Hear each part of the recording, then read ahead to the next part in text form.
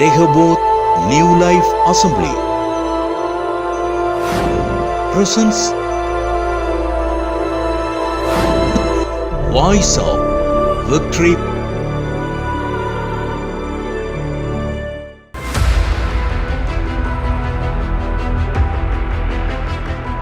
ஓசியார் 2ஆம் அதிகாரம் 15ஆம் வசனம்.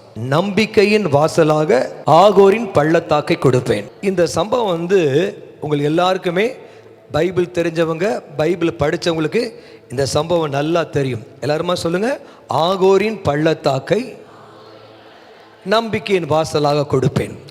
அப்படின்னா என்ன அர்த்தம் கேட்டால், ஆகோர் என்ற வார்த்தைக்கு என்ன பொருள்னா கலக்கம்.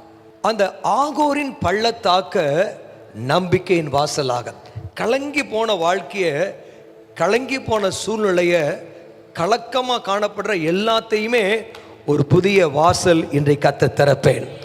ஆகோரின் பள்ளத்தாக்க நம்பிக்கையின் வாசலாக திறப்பேன். ஹல்லேலூயா. ஒரு ஆமென் சொல்லுங்க பாப்போம். கத்தி ஒரு ஆமென் சொல்லுங்க பாப்போம். ஹல்லேலூயா. கடந்த வாரத்தில் என் குடும்பத்தில் என் மகளுக்கு சோம்பலாம் போனப்போ பலவிதமான கலக்கங்கள் உள்ளத்தில் வந்துச்சு. ஆனால் நாங்கள் ஜெபிக்க ஜெபிக்க ஜெபிக்க எங்கள் இருதயத்தில் ஒரு நம்பிக்கை வர ஆரம்பிச்சு. அந்த நம்பிக்கை வரும் பொழுது அவளுடைய எல்லா ரிப்போர்ட்டும் ஒரு புதிய வாசலை கத்த திறக்க ஆரம்பித்தார். ஒரு ஆமென் சொல்லுங்க அப்போ. ஹல்லேலூயா. நான் உங்களுக்கு ஒரு வார்த்தை சொல்கிறேன். இந்த நேரத்தில் உங்கள் வாழ்க்கையில் ஆகோரின் பள்ளத்தாக்கு, கலக்கமான எந்த சூழ்நிலையும் ஏசப்பா நம்பிக்கையின் ஒரு வாசலாக, ஒரு நம்பிக்கையின் ஒரு திறந்த வாசலாய் கத்தர் மாற்றுவார். திரும்ப சத்தமா சொல்லுங்க, கலக்கத்தின் வாழ்க்கைய, கலக்கமான சூழ்நிலைய உங்களுக்கு நம்பிக்கையின் வாசலாய் கத்த திறக்க போகிறார். ஹல்லேலூயா.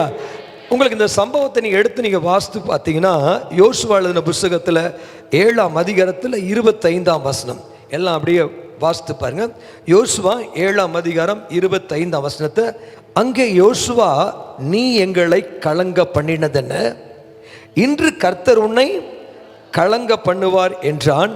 அப்பொழுது இஸ்ரவேல் எல்லாரும் அவன் மேல் கல்லறிந்து அவைகளை அக்கினியால் சுட்டரித்து கற்களினால் மூடிக்கி அவன் மேல் இந்நாள் வரைக்கும் இருக்கிற பெரிய கற்குவியலை குவித்தார்கள்.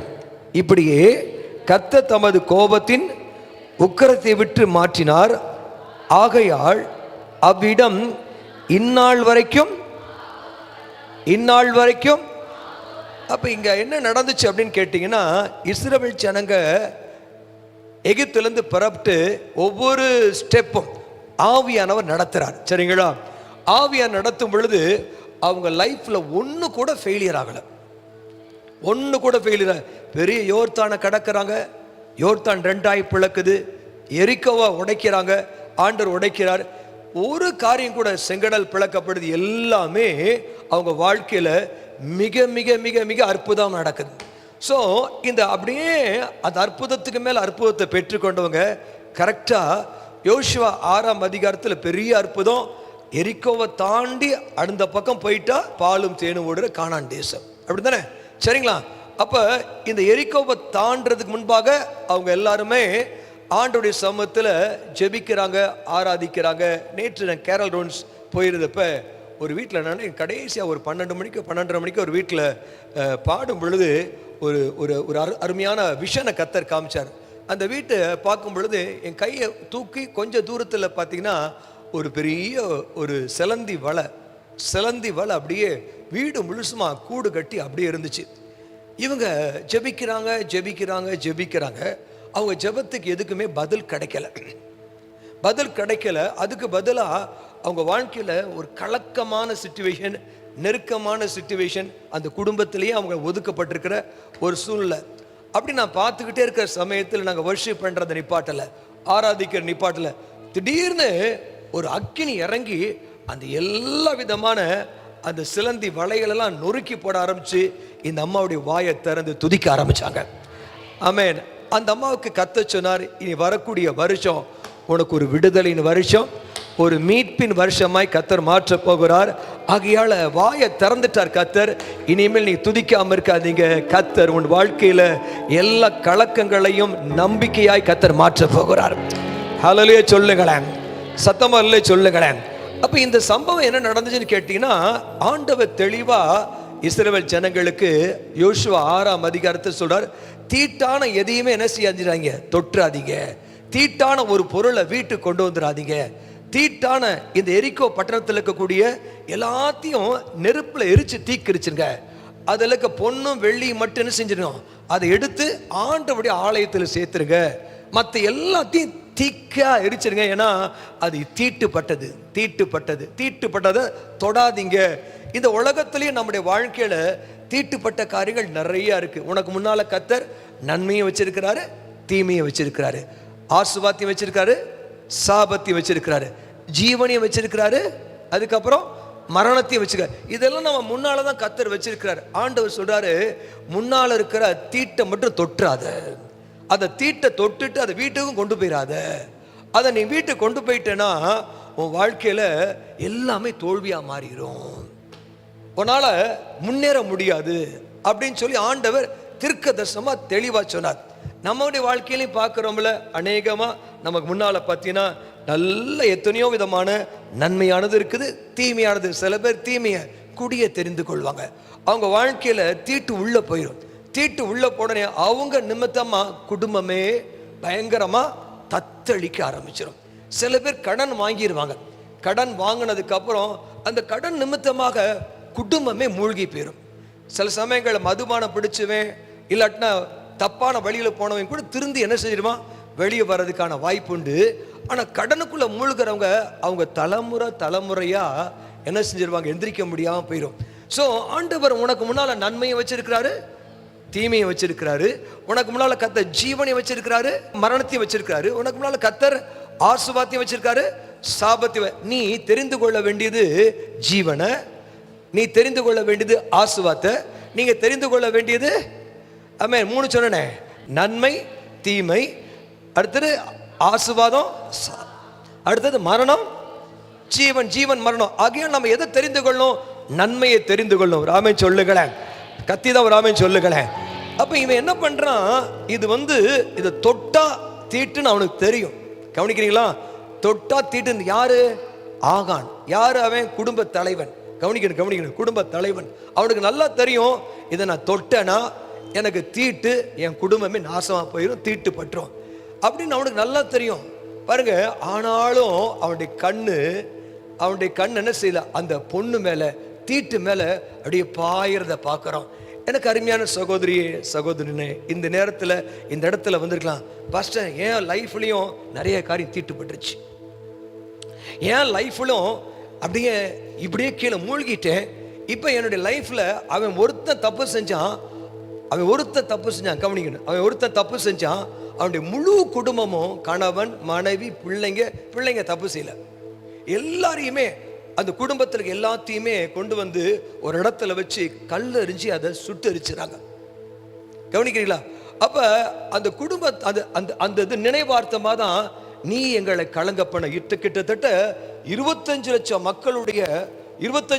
மக்களுடைய முன்னேறிட்டு இருக்கும்போது நீ குறுக்க வந்து எங்களை கலங்க பண்ணிட்ட. எனக்கு நல்லா தெரியும், சில பேரோட சேர்ந்தா நம்ம இருதய மகிழ்ச்சி அடையும், சில பேரோட சேர்ந்தா கலங்கிக்கிட்டே இருப்போம். அப்ப சில பேர் நம்முடைய இருதயத்தை கலங்க பண்ணுவாங்க. நான் ஊழியத்துல பல வருஷமா ஊழியம் செய்றேன். அப்ப கலங்க பண்றவங்கள நல்லா அடையாளம் கண்டு கொள்ள முடியும். கலங்க பண்ணுவாங்க. இன்னைக்கு அருமையான தேவ பிள்ளையே, உங்க குடும்பத்துல ஏதோ ஒரு காரியத்தை அனுமதித்ததுனால குடும்பமே கலங்கிட்டு இருக்கலாம். அதுக்கு ஒரு விமோச்சனம் உண்டு. ஆண்டவர் தான் சொல்றாரு, கலங்கின வாழ்க்கைய, கலக்கத்தின் பள்ளத்தாக்க, கலங்கின வாழ்க்கைய நம்பிக்கையின் வாசலா நான் திறப்பேன். ஹல்லேலூயா. பாருங்க, ஒரு சம்பவத்தை நான் சொல்றேன், எடுத்து வாசிங்க. 2 சாமுவேல் 9ஆம் அதிகாரத்தில் ஒரு எல்லாருக்கும் தெரிந்த சம்பவம். தாவீது என்ன செய்கிறார் கவனிங்க. நீங்க இதை கூர்மையை கவனிச்சீங்கன்னா டக்குன்னு உங்களுக்கு ஒரு அற்புதம் நடந்துடும். எத்தனை பேருக்கு இன்னைக்கு நம்பிக்கையின் வாசலை கத்த திறக்க போகிறாரு? நான் ஃபீல் பண்றேன், அடுத்த வருஷம் உங்க லைஃப்ல எல்லாமே நம்பிக்கையின் வாசலா திறக்கப்படப்படும். சரிங்களா? இப்ப இந்த வசனத்தை நீங்க கவனிச்சு பார்த்தீங்கன்னா 2 சாமுவேல் 9ஆம் அதிகாரத்துல தாவீது ராஜாவா வந்து உட்கார்ந்துட்டான். ராஜா உட்கார்ந்ததுக்கு அப்புறம் அவன் உள்ளத்துல ஒரு எண்ணம் வருது.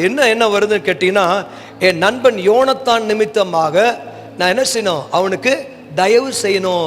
ஒரு நாள் 2 பேரும் என்ன செய்யறாங்க, 2 பேரும் யோனத்தானும் தாவீதும் ஒருத்தருக்கு ஒருத்தர் உடன்படிக்கை பண்றாங்க. என்ன உடன்படிக்கை பண்றாங்க அப்படின்னு கேட்டீங்கன்னா, நீ உயிரோடு இருக்கும் பொழுது நீ நல்லா இருந்தனா என் குடும்பத்தை நீ கவனிச்சுக்கணும், நான் நல்லா இருந்தா உன் குடும்பத்தை நான் கவனிச்சுக்குவேன் அப்படின்னு சொல்லி 2 பேரும் ஒருத்தருக்கு ஒருத்தர் உடன்படிக்கை பண்ணி யோனத்தான் நாட்டுக்கு போகிறான், தாவீது காட்டுக்கு போகிறான். ஆமென்.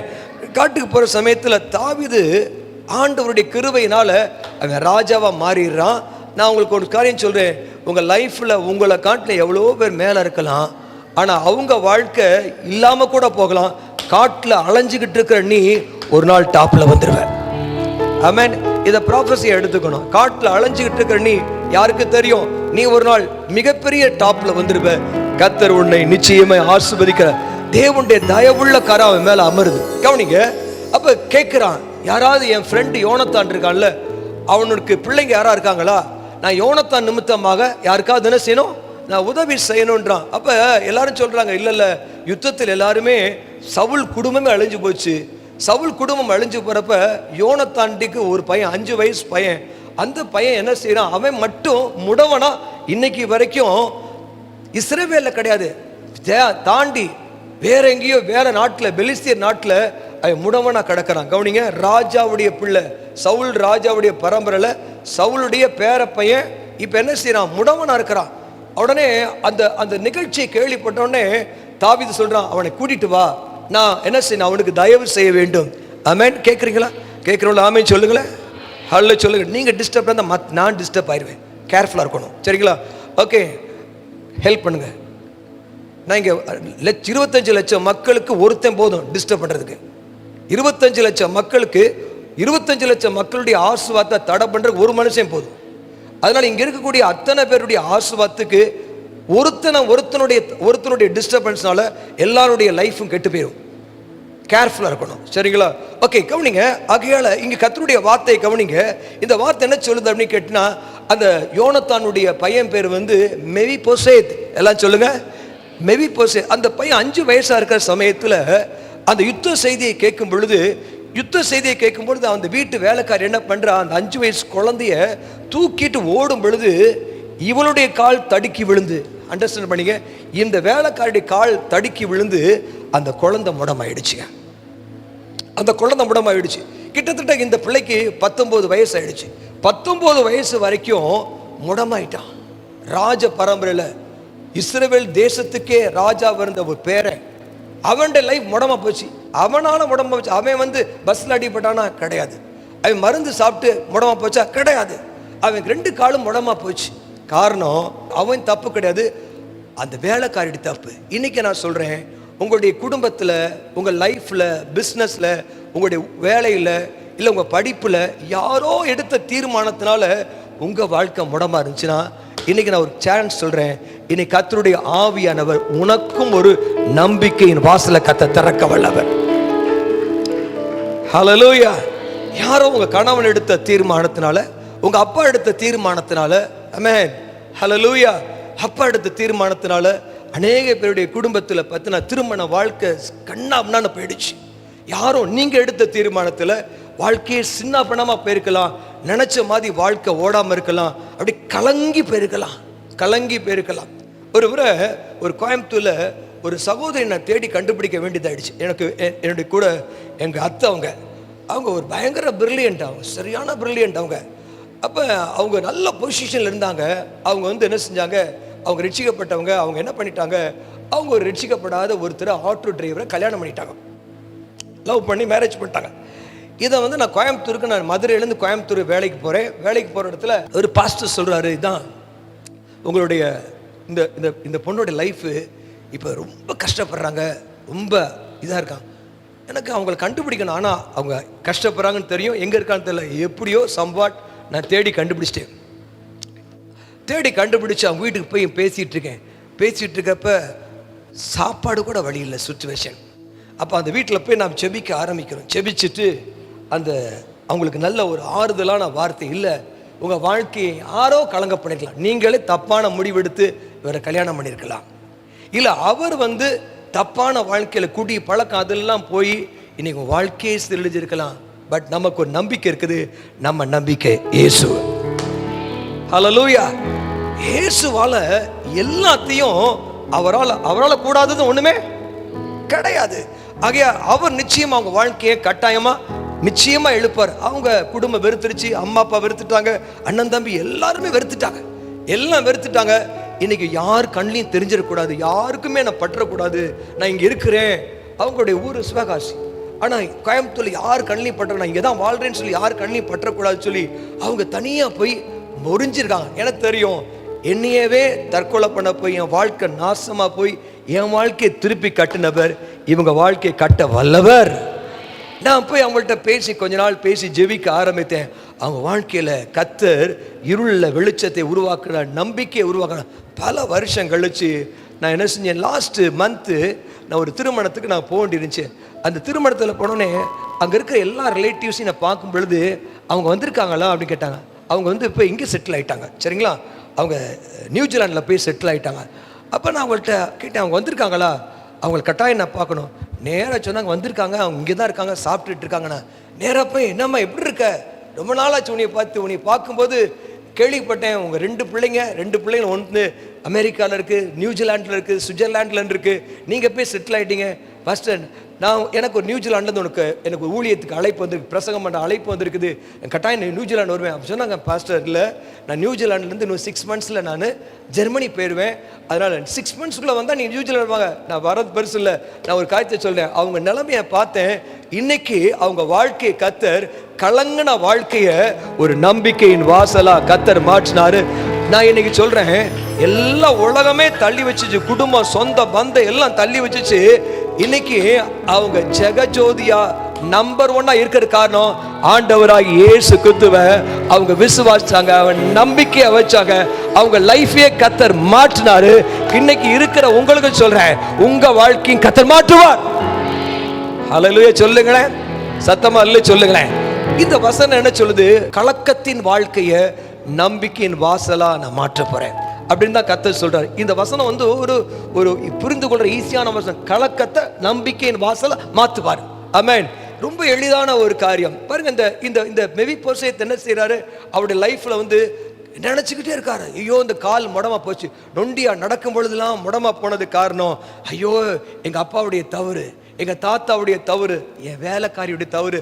5 வயசு குழந்தைக்கு எந்த தப்பு தெரியும், தப்பு தண்டா தையாத பிள்ளை, ஆனா யாரோ எடுத்த ஒரு தீர்மானத்தினால அந்த பிள்ளை வாழ்க்கையே முடமா போச்சு.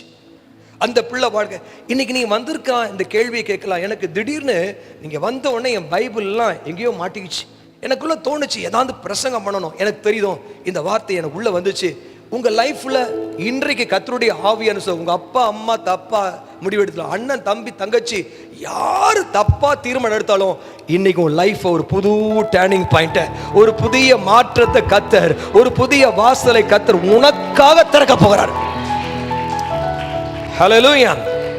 பாருங்க, இந்த மெவிபோசேத் என்ன செய்கிறான், தாவீது அவனை கூட்டு வர சொல்றான். அந்த 2 சாமுவேல் 9ஆம் அதிகாரத்துல நீங்க வாசித்து பார்த்தீங்கன்னா நல்லா தெரியும். மெவிபோசேத் கூட்டு வர சொல்றான், தாவீது கூட்டு வர சொல்றான். மெவிபோசேத் என்ன செய்யறான், ரொம்ப வேற நாட்டுல இருந்து தாவீது அவனை கூப்பிடுறான் அப்படின்னு சொன்ன உடனே அவனுக்கு ஒரு பயம், கொன்றுவானோ அப்படின்னு பயம். ஆனாலும் அவன் புறப்பட்டு வரான். பாருங்க, இன்னைக்கு நான் ஒரு காரியத்தை சொல்றேன், 5ஆம் வசனத்தை நீங்க வாசித்து பாருங்க. அப்பொழுது தாவீது ராஜா, எல்லாம் கவனிங்க, 5ஆம் வசனம் 2 சாமுவேல் 9:5. அப்பொழுது தாவீது ராஜா அவனை லோத்பாரில் இருக்கிற அமிலேயின் குமாரனாகிய மாகீரின் வீட்டிலிருந்து அழைப்பித்தான். இந்த வசனத்தை அப்படியே நான் உங்களுக்கு உங்க மேல ரிலீஸ் பண்றேன். உனக்கு ராஜாவோட இடத்துல கவர்மெண்ட்ல இருந்து மிகப்பெரிய எந்த கவர்மெண்ட், அமெரிக்கா கவர்மெண்டா இருக்கலாம், ரஷ்யா கவர்மெண்டா இருக்கலாம், ஏதோ ஒரு பெரிய கவர்மெண்டோட ராஜா உன்னை அழைப்பதற்கான ஒரு பெரிய வழியை கத்த திறப்பார். முடங்கி போன உன் வாழ்க்கைக்கு ஒரு கவர்மெண்ட்ல இருந்து அழைப்பு வரும். உனக்கு முடங்கி போன வாழ்க்கைக்கு யாரோ எங்க இருந்தோ ஒரு பெரிய சந்தர்ப்பத்தை கத்த திறக்கிறவ உனக்கும் திறப்பார். ஆமென். ஹல்லேலூயா. ஒரு சம்பவத்தை நான் சொல்றேன். நம்ம சர்ச்சுக்கு ஒரு தம்பி வருவான். தம்பி பேர் வந்து விஜய். வெரி சின்சியர், சபைக்கு ரொம்ப சின்சியர், டைத்து கொடுக்கறதுல சின்சியர், ரொம்ப நல்லா இருப்பான். அவன் அவனுடைய லைஃப்பில் வந்து எல்லாத்துலேயுமே ரொம்ப ஈஸியாக வேகமாக அவன் படித்து முடித்தான், சீக்கிரம் வேலை கிடச்சி எல்லாம் வேகமாக வந்துட்டு இருந்தான். அப்போ ஒரு நாள் வந்து அவனுக்கு என்கிட்ட சொன்னான், பாஸ்டர் சண்டே கூட எனக்கு வேலை வச்சிடறாங்க பாஸ்டர் அப்படின்னா. அப்போ நீ என்ன முடிவு எடுக்க போகிறேன்னு கேட்டேன். நான் என்ன செய்யறேன்னு தெரியல, நீங்கள் சொல்லுங்கண்ணா. நான் சொன்னேன், அப்படிப்பட்ட வேலை வேணாப்பா, உனக்கு ஆண்டவர் பெரிய வேலையை தருவார் அப்படின்னு. இவ்வளோ சிம்பிளாக தான் சொன்னேன். இதெல்லாம் ஒரு பெருசு இல்லை, நீ இந்த வேலையை வச்சு உனக்கு இந்த வேலை தான் உனக்கு ஜீவனா, இந்த வேலையா லைஃப் ஜீசஸ் தானே. ஆமென். வேலை நமக்கு ஜீவன் கிடையாது, இயேசு தான் நம்முடைய ஜீவன். ஆமென். பணம் நமக்கு ஜீவன் கிடையாது, இயேசு தான் நமக்கு ஜீவன். அவர்கிட்ட பார்த்தோன்னே இதை விட பெருசாக உனக்கு செய்வார் அப்படின்னு சொல்லிட்டு வேலையை விட்டுரு அப்படின்ட்டேன். வேலையை விட்டுட்டான். சில நாட்களோ சில மாதங்கள் அந்த நல்ல பெரிய ஐடி கம்பெனியில் பெஸ்ட்டாக இருந்தவன் வேலையை விட்டுட்டான். அமைதியாக அவன் தொடர்ந்து ஒரே ஒரு காரியம், ஓய்வு நாளை மிஸ் பண்ணக்கூடாது, ஆராதனையை மிஸ் பண்ணக்கூடாது, அந்த நாளில் நான் இஷ்டப்படி வேலை செய்யக்கூடாது. அவ்வளோதான். அவன் ஆண்டோடைய கட்டளை கீழ்ப்பிடிச்சான். அவ்வளோதான், முடிஞ்சு. திடீர்னு ஒரு இடத்துலேருந்து அவனுக்கு அழைப்பு வந்துச்சு. ஜெர்மனிலேருந்து அவனுக்கு அழைப்பு வந்துச்சு. ஜெர்மனியில் அழைப்பு வந்ததுக்கு அப்புறம் சம்பளம் இங்கே வாங்கின சம்பளத்தோட 10 மடங்கு சம்பளத்தை கற்றுக்கும். பயங்கரமாக கத்தரவன் ஆசிர்வச்சார். நான் ஜெர்மனிக்கு போகும்பொழுது அவன் வந்து விசா ஏற்பாடு, மற்றபடி தங்குறதுக்கு எல்லாத்துக்கும் அவன் செஞ்சால் நான் போய் அவன் வீட்டில் போய் தங்கினேன். நான் யோசித்து பார்த்தேன், நீங்கள் உட்காந்து குடிசையாக சச்சிருக்கும்போது அங்கே உட்காந்துருக்கும்போது நான் உனக்கு திருக்கச சொன்னேன், நீ இந்த வேலையை விட உனக்கு வேலையை கத்த தருவார், அதை நினச்சி நீ விட்ட. இன்னைக்கு பாரு, நான் உன் வீட்டிலே வந்து நான் ஜெர்மனிக்கு வந்திருக்கிறேன், வேறொரு பாஸ்டர் நீ கூப்பிட்டுருக்காரு, அந்த ஜெர்மனிக்கு வந்திருக்கிறேன். முடித்த உடனே அடுத்த ஒரு ஃப்ளைட் எனக்கு சண்டேயில் போட்டாங்க. நான் சொன்னேன், சண்டேயில் நான் ஃப்ளைட் போட்டாங்க, நெவர், நான் சண்டேயில் ஃப்ளைட் பண்ண மாட்டேன், அதுக்கு பதிலாக எவ்வளோ ஃபைன் வந்தாலும் சரி நான் சண்டே மிஸ் பண்ணுறேன், சண்டே இருந்து ஜெர்மனியில் சர்ச் அட்டன் பண்ணிட்டு போகிறேன். கவனிக்கிறீங்களா? வராமல் சொல்லுங்க. நான் என்ன செஞ்சேன், அவனுக்கு என்ன சொன்னேன், சண்டே மிஸ் பண்ணுற மாதிரி ஒரு வேலையை தூக்கி போடு, ஒரு கத்தர் வேலையை தருவார். இப்போ எனக்கு என்ன வந்துச்சு, ஒரு சோதனை. எனக்கு ஒரு சோதனை, சண்டே தான் எனக்கு டிக்கெட்டு ஃப்ளைட் பண்ணுற மாதிரி ஜெர்மனி ஃப்ராங்க்ஃபர்ட்லேருந்து சென்னைக்கு வர மாதிரி ஃப்ளைட் போட்டிருக்காங்க. ஃப்ளைட் போடனே நான் சொன்னேன், அப்படிலாம் தேவையில்லை, எனக்கு சண்டே ஃப்ளைட் பண்ண வேண்டாம், அதுக்கு பதிலாக சண்டே என்ன செய்கிறேன், எங்கேயாவது நான் ஒரு சர்ச்சு அட்டன் பண்ணிவிட்டு அடுத்த நாள் புறப்படுறேன்.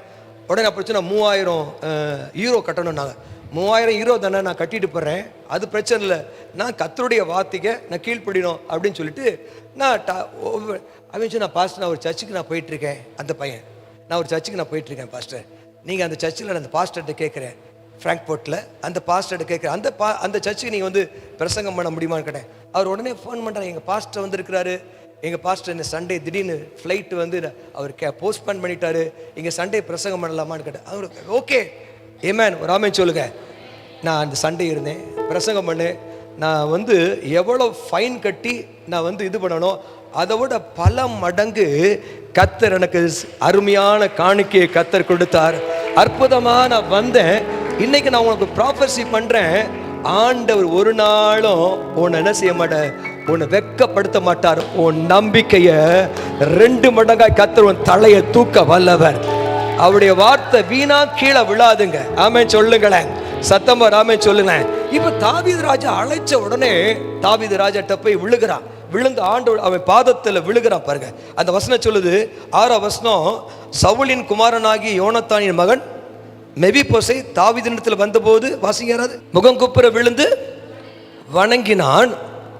அப்பொழுது தாவீது, எல்லாம் சேர்ந்து சொல்லுங்க, எல்லாம் சத்தமா சொல்லுங்க, மேபிபோசேத்தே என்றான்.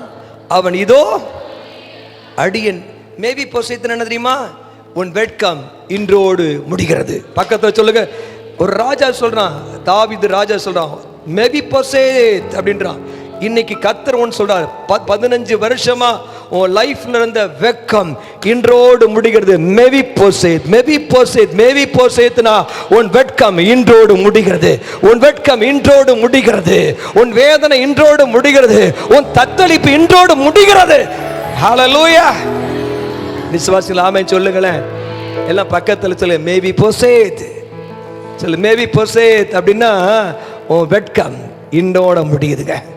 இந்த செய்தியை நான் தீர்க்க தரிசனமா சொல்றேன். நான் வந்து திடீர்னு அப்படியே பேசுறேன். எனக்கு தெரியும் கர்த்தர் இந்த வாழ்க்கையில, உங்க வாழ்க்கையில சம்திங் இன்னைக்கு ஒரு பெரிய விசேஷமான காரியத்தை, இந்த வசனத்தை உங்க ஆவியில போய் உள்ள போச்சுன்னா, உங்க காதுல போய் அப்படி போல உங்க ஆவியில போச்சுன்னா, உங்களுக்கு தான் அந்த வார்த்தை உங்க வாழ்க்கையில ஒரு பெரிய அற்புதத்தை கர்த்தர் செய்ய போகிறார்.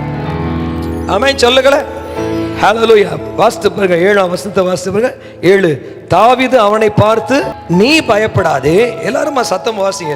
தாவீது அவனை பார்த்து, உன் தகப்பனாகிய யோனத்தான் நிமித்தம் நான் நிச்சயமாய் உனக்கு தயை செய்து உன் தகப்பனாகிய சவுலின் நிலங்களை எல்லாம் உனக்கு திரும்ப கொடுப்பேன். நீ நித்தமும், நீ என் பந்தியிலே நித்தமும் அப்பம் புசிப்பாய் என்றான். ஒரு ஆமென் சொல்லுங்களேன். உடனே 8ஆம் வசனத்தை வாசிங்க. அப்பொழுது அவன் அவனை வணங்கி, செத்த நாயை போல இருக்கிற என்னை நீர் நோக்கி பார்க்கிறதுக்கு உமது அடியான் ஏமாத்திரம். ஒரு ஆமென் சொல்லுங்களேன். இப்ப நான் விளக்கி நான் சொல்றத கொஞ்சம் கவனமா கேளுங்க. கண்டென்ஸ் நான் முடிச்சிடுறேன். என்ன அப்படின்னு கேட்டா, நீ பயப்படாத, நீ பயப்படாத, நீ பயப்படாத. நீ சாப்பிடவே வழி இல்லாம பைத்தியக்காரனை போல ட்ரெஸ் எல்லாம் இல்லாம அழுக்கா ரோட்ல பைத்தியக்கார எப்ப இருப்பானோ அதே கண்டிஷன்ல தான் ட்ரெஸ் இல்லாம அழுக்கா அப்படியே கண்ணெல்லாம் அப்படியே கருப்பு வடிஞ்சு என் வாழ்க்கையில முடங்கி போனவனா அவன் போய் விழுகிறான். விழுந்த உடனே நீ பயப்படாத, நீ பயப்படாத, நீ பயப்படாத. உன் தகப்பனாகிய யோனத்தான் நிமித்தம் நான் நிச்சயமாய் உனக்கு தயவு செய்து. இப்ப நான் சொல்றேன், இப்ப கவனிங்க. நீங்க பயப்பட வேண்டிய அவசியம் இல்லை. ஏன்னா நம்முடைய அப்பா இயேசு. ஹல்லேலூயா. நீங்க அனுபவிக்க வேண்டிய தண்டனையை இயேசு சிலுவையில தண்டிக்கப்பட்டாரு. நம்முடைய சார்பாக தண்டிக்கப்பட்டார். நம்முடைய அவமானத்தை அவர் பெற்றுக்கொண்டார். நம்முடைய வியாதியை அவர் ஏற்றுக்கொண்டார். நம்முடைய தரித்திரத்தை அவர் சுமந்து கொண்டார். உனக்கு பதிலா அவர் சிலுவையில எல்லா தண்டனையை அனுபவித்ததுனால அவர் ஏற்றுக்கொள்கிற எத்தனை பேரோ அத்தனை பேரும் தேவனுடைய பிள்ளைகள் ஆகும்படி அவர் உனக்கு அதிகாரம் கொடுத்திருக்கிறார். ஆகையால் நீ பயப்படாதே. ஹல்லேலூயா. வெடிக்கிற மாதிரி ஆமென் சொல்லுங்களேன். சத்தமா ஆமென் சொல்லுங்க. நீ பயப்படாத. ஒரு செத்த நாயை போல இருக்கிற உனக்கு ஒரு வாழ்வு கிடைக்க போகுது. செத்த நாயை போல இருக்கிற உனக்கு ஒரு புதிய மாற்றம் வரப்போகுது. செத்த நாயை போல விழுகிற உனக்கு கர்த்தர் சொல்றார், நீ பயப்படாத. உன் தகப்பனாகிய யோனத்தான் நிமித்தம் நான் நிச்சயமாய் தயவு செய்து நீ இழந்து போன எல்லாவற்றையும் நான் உனக்கு திரும்ப கொடுப்பேன். ஹல்லேலூயா. நீ நித்தமும் என் பந்தியில் அப்பத்தை புசிப்பாய். ஹல்லேலூயா சொல்லுங்களேன். இப்ப ஆண்டோடைய தயவுனா என்னன்னு கேட்டீங்கன்னா, ஆண்டோடைய தயவு அப்பா குப்பையில கடற்கொண்ட கொண்டு போய் மேல வச்சிருவார். ஹல்லேலூயா. நான் நீங்க டாக்டர் கிறிஸ், அவர் தான் நம்பர் 1 பெரிய பணக்காரர். நம்பர் 1 அவர் தான் வேர்ல்டுலேயே ஒரு நேஷனையே நடத்துற அளவுக்கு அவர் ஒரு பெரிய வெல்த்தை கொடுத்திருக்கிறார், அதிகாரத்தை கொடுத்திருக்கார். அது அந்த கோஆர்டினேட்டரை பார்த்து, ஹைதராபாத் நடந்துச்சுல, அந்த கோஆர்டினேட்டரை பார்த்து, ஐயா எனக்கு ஒரு சின்ன ஹெல்ப் பண்ணுங்க. அவர் மேடல் நின்னார்னா நான் கரெக்டாக 10 சீட்டுக்கு முன்னாடி, ஏன்னா முன்னாடிலாம் நிறைய விஐபி நிறைய இவங்க மினிஸ்டர்ஸ்லாம் இருப்பாங்க, அவங்கெல்லாம் விட்டுருங்க. எனக்கு 10 சீட்டுக்கு முன்னாடி அவரை பார்க்குற மாதிரி எனக்கு ஒரு சீட்டை மட்டும் போட்டு கொடுத்துருங்க. எனக்கு ரொம்ப நான் உடஞ்சி போயிருக்கிறேன். என் வாழ்க்கையில் எத்தனையோ இழப்பு இருக்குது, நான் மேலே வந்துடணும். ஹல்லேலூயா. நான் திரும்பி போகும்பொழுது நான் வேஸ்ட் ஆகிடக்கூடாது. திரும்பி என் குடும்பத்தை கட்டணும், சபையை கட்டணும், தாம்பரத்தை மாற்றணும், ஏன் தமிழ்நாட்டையே நான் மாற்றணும். அதனால எனக்கு ஒரு சான்ஸ் கொடு அப்படின்னு. If you believe or not, எல்லாருக்கும் என் கூட வந்தவங்களும் தெரியும். திடீர்னு காலையில் ஒன்று ஃபோன் பண்ணி, பாஸ்டர் உங்களுடைய ஐடி கார்டு, உங்களுடைய ஆதார் கார்டு, உங்கள் எல்லாத்தையும் எனக்கு அனுப்புங்க. அனுப்ப சொல்லிட்டு, நீங்கள் இன்னைக்கு என்ன செய்றீங்க, என்னோட ஸ்டேஜில் உட்காருங்கன்னாரு. அது சிஎம்ஏ பின்னாடி உட்காந்துருக்காருங்க. உலகத்தில் இருக்கக்கூடிய உலக மொத்த பணக்காரன், இந்தியாவில் அத்தனை பணக்காரன் முன்னாடி உட்காந்துருக்காங்க. நீங்கள் என்னோட மேலே உட்காடுறீங்க, ஸ்டேஜில் உட்காருங்கன்னாரு. எனக்கு ஒன்றுமே புரியல. சரிங்களா, நீங்கள் மேலே கொஞ்சம் டெஸ்டிமனி கொடுக்கணுன்னாரு. எனக்கு ஒன்றுமே புரியல. திடீர்னு ஒய்ஃப் ஃபோட்டோவே அனுப்புங்க, ஒய்ஃபையும் கூப்பிட்டுவாங்க. ஐயோ, அதாவது இந்தியன் கவர்மெண்ட் இப்போ பார்லிமெண்ட்டில் கூட ஈஸியாக போயிடலாம். தெரியும், பூபாலுக்குலாம் தெரியும், பூபால் கர்ணா பார்லிமெண்ட்ல கூட போகலாம். ஆனால் இங்கே செக்யூரிட்டி, அவர் இராணுவமே செக்யூரிட்டி கொடுத்துருக்காங்க. ராணுவத்துல செக்யூரிட்டி, உள்ள போறதுக்கு சான்ஸ் இல்லை. மேல போய் மேடையில ஃப்ரண்ட் சீட்ல உட்கார்றேன். கர்த்தருடைய ஆவியானவர், தேவனுடைய தயவு, இந்தியால 1000 கோடீஸ்வரன் அப்படி காத்திருக்கும் பொழுது கர்த்தர் சொல்றாரு, நான் உன் நிமித்தமாய், நீ பயப்படாத, உன்னுடைய அப்பா, நீ பயப்படாத, உன் தகப்பனாகிய யோனத்தான நானும் ஃப்ரெண்டு, உங்க அப்பாவும் நானும் ஃப்ரெண்டு, உங்க அப்பா நிமித்தமா நான் என்ன செய்வேன், நிச்சயமாய் உனக்கு தயவு செய்து உனக்கு இரக்கம் பாராட்டி நான் என்ன செய்வேன், உன்னை முற்றிலுமா இழந்து போனதெல்லாம் உனக்கு திரும்ப கொடுத்து நீ மறுபடியுமாக ராஜ பந்தியில என்னோடு கூட நீ அமருவாய், நீ என் சீட்ல அமருவ. ஹல்லேலூயா.